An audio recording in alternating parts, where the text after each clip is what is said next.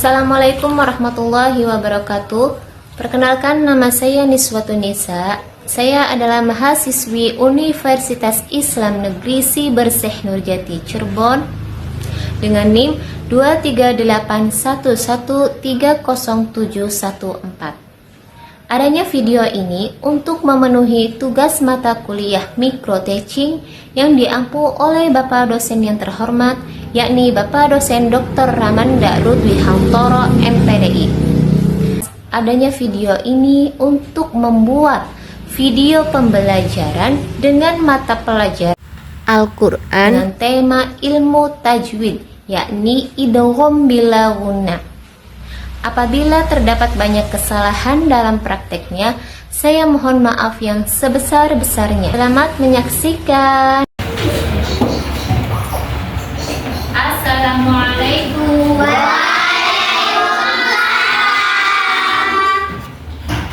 Apa kabar hari ini? Baik. Alhamdulillah. Tadi pas sebelum berangkat ke madrasah sudah pada sholat duhur belum?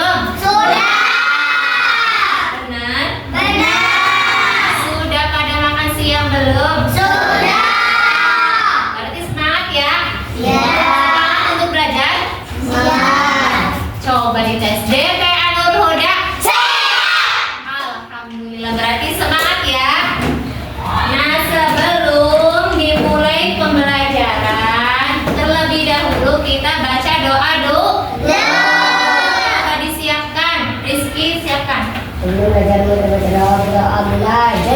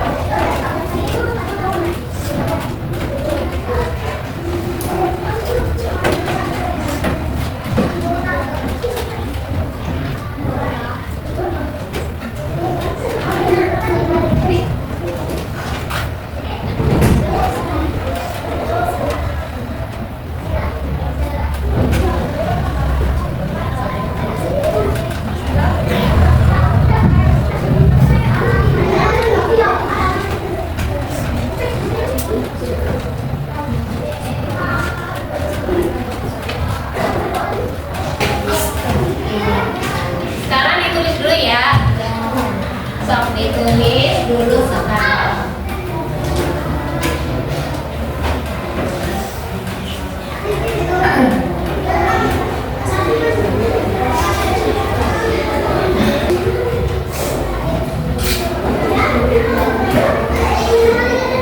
Kalau nggak jelas ditanyakan aja. Kenapa kita? Sok. Kalau ada tulisan yang kurang jelas bisa ditanyakan.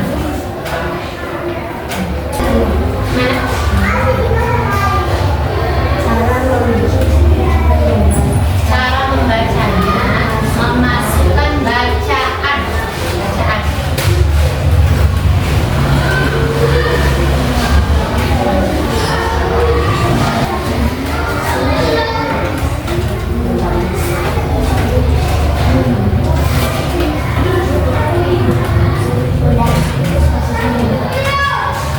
Iya, contohnya kayak ini.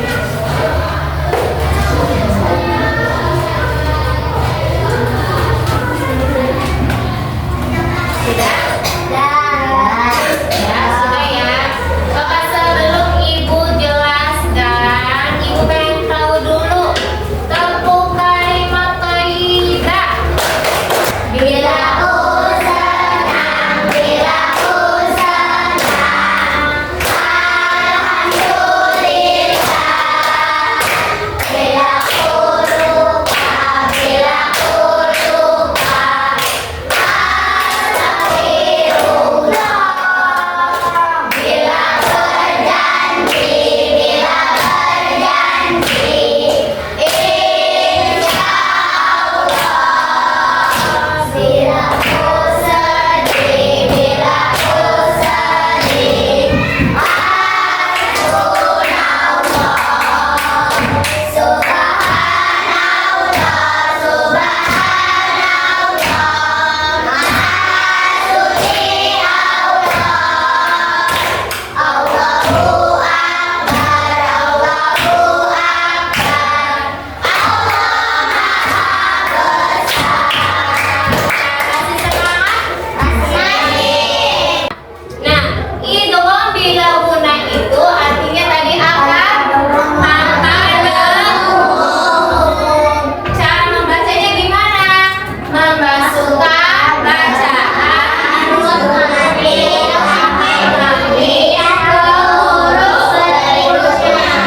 terus hurufnya ada berapa itu yaitu lam. Nah, contohnya seperti apa? Contohnya Allah ya Rabbu. Gimana bacanya? Nah, jadi cara bacanya itu nun artinya itu dimasukkan ke dalam huruf lam, seolah-olah huruf lam itu bertasydid, padahal kan tidak bertasydid. Nah, huruf nun mati ketemu dengan huruf lam disebut idgham bila guna. Cara bacanya gimana? Cara bacanya cuma satu ketukan saja. Allah ya Rabbu, kayak gitu. Jangan antlam ya. Kalau misalkan bacanya antlam itu salah. Jadi cara bacanya itu mati dimasukkan ke dalam huruf lam, seolah-olah huruf lam itu mempunyai tasydid ya. Jadi cara bacanya Allah ya Rabbu. Nah, yang kedua apa contohnya? Ya'tihim bil rasulin. Nah, mana yang jadi huruf? Mana yang jadi bacaan idgham bila guna? Ya, huruf ro. Apa-apa? Gimana caranya? Apabila ada nun mati bertemu dengan huruf ro.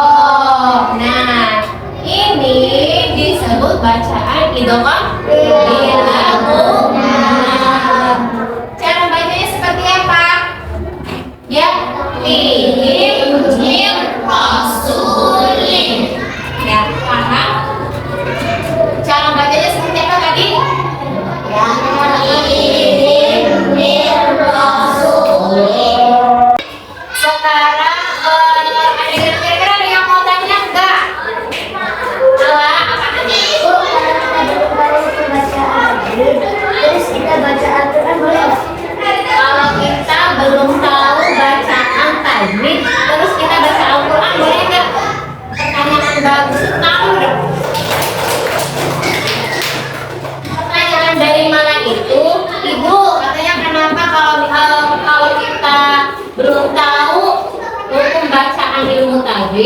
Terus kita baca Al-Quran, katanya boleh nggak? Boleh. Iya, jawabannya tentu boleh. Meskipun kita belum tahu tentang bacaan ilmu tajwid, tapi kita dibolehkan untuk membaca Al-Quran dengan niat apa? Dengan niat kita pengen bener-bener belajar, ya. Dengan niat kita pengen bener-bener belajar, dan niat kita pengen bener-bener bisa, itu boleh.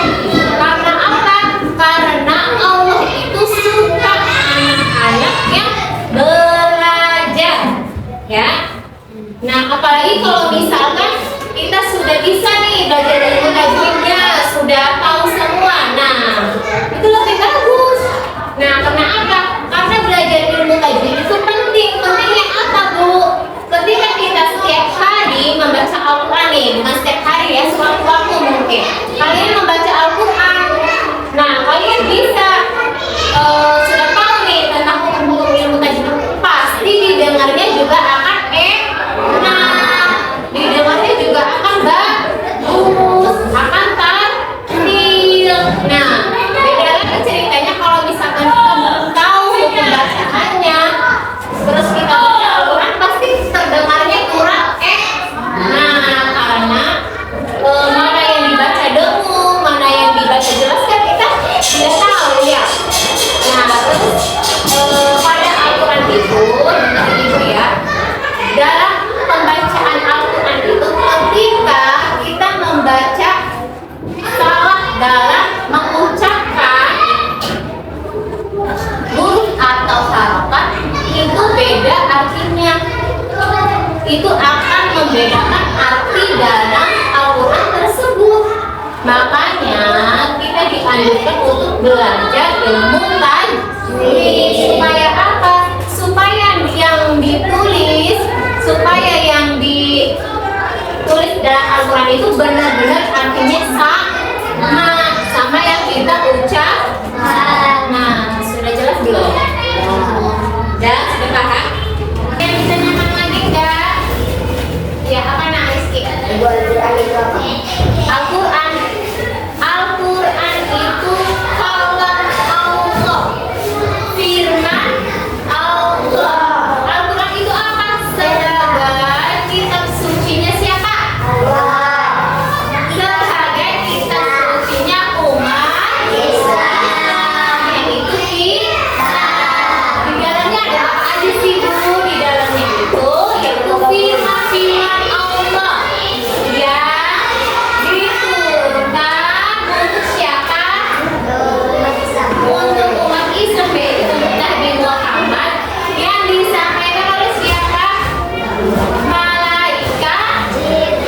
Nah, malaikat Jibril, yang disampaikan oleh malaikat Jibril untuk Nabi Muhammad dan untuk disebarkan kepada umatnya, yaitu umatnya Nabi Muhammad. Siapa ya kita?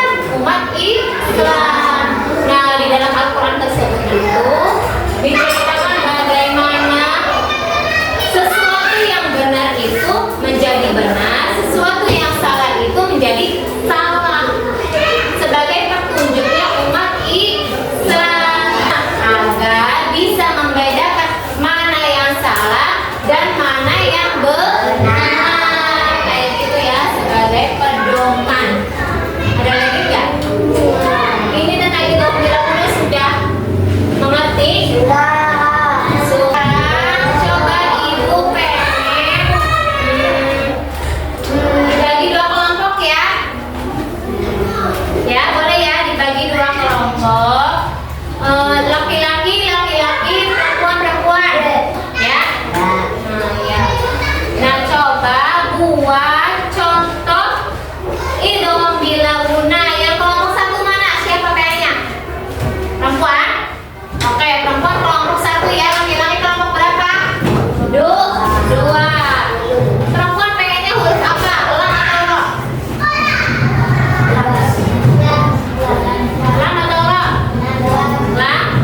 Perempuan berarti huruf lam, laki-laki huruf ro. Nah, sekarang coba tuliskan dua contoh, masing-masing dua contoh aja ya. Huruf lam dan huruf ro. Terus laki-laki huruf ra 2. Boleh yang Al-Quran atau Al-Quran, boleh. Ya.